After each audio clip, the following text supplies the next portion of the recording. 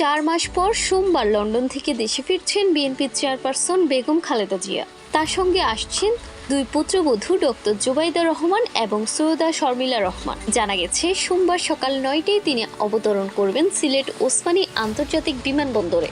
সেখান থেকে তিনি যাবেন ঢাকায়।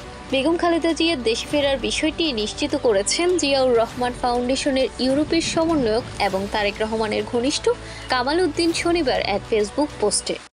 জানা যায়, বিমান বাংলাদেশ এয়ারলাইন্সের একটি সাধারণ ফ্লাইটেই ফিরবেন তিনি। খালেদা জিয়ার সুবিধার্থে বিমান কর্তৃপক্ষ ফ্লাইটের রুট লন্ডন সিলেট ঢাকা পরিবর্তন করে লন্ডন ঢাকা সিলেট প্রস্তাব দিলেও তিনি যাত্রীদের কষ্টের কথা বিবেচনা করে রুট পরিবর্তনের প্রস্তাব প্রত্যাখ্যান করেন।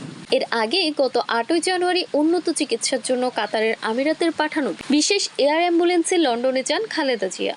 লন্ডনে পৌঁছে ভর্তি হন লন্ডন ক্লিনিকে। টানা 17 দিন চিকিৎসাধীন ছিলেন সেখানে। পরে 25শে জানুয়ারি থেকে তারেক রহমানের বাসভবনে অবস্থান করেছেন তিনি। Jannatul Tahsin, FTV news.